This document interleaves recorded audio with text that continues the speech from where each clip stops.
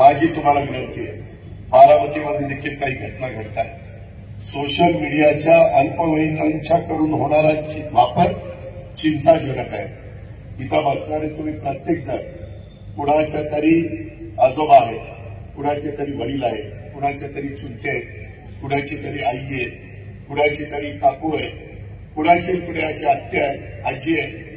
हे सगळ्यांना मला सांगायचं आहे, आपल्या मुला मुलींच्याकडे फार बारकाईनं त्या ठिकाणी पालकांनी लक्ष देण्याची गरज आहे।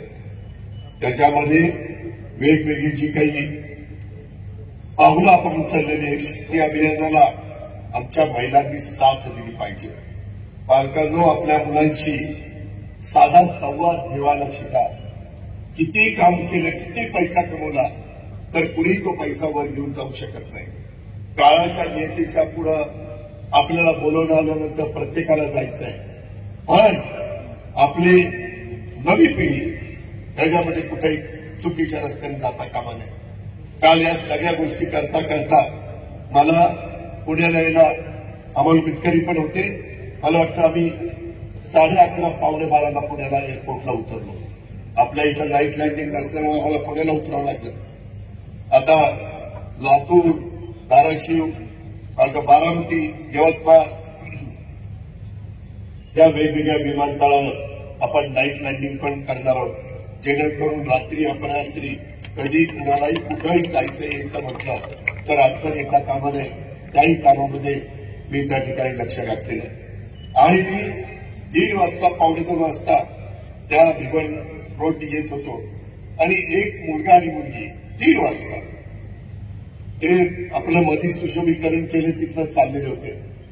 मी ड्रायव्हरला म्हणजे गाडी थांबव, माझ्या मनात पाल सुटली की काय इतक्या रात्री 3 पावणे 2 वाजता भांडून चालले का, कुणी कुणाला पळून नेतंय काय, रुसून फुगून काही चाललंय।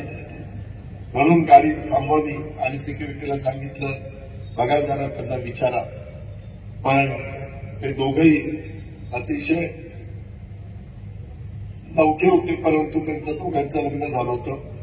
मी जरा थांबल्यानंतर माझ्यापर्यंत ते चालत चालत त्या मधनं आले। ते म्हणले, दादा आम्ही जरा शेवटचा चित्रपट काही लास्ट शो कुठला तो काहीतरी 1:30 वाजता संपतो, 1:30ला संपतो ना,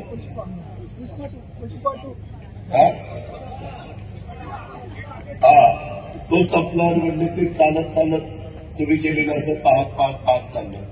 म्हणलं दुसरं काही नाही ना, दुसरं काही नाही। दोघंही हसले, म्हणलं सगळं डोळावर आहे, काळजी करायचं कारण।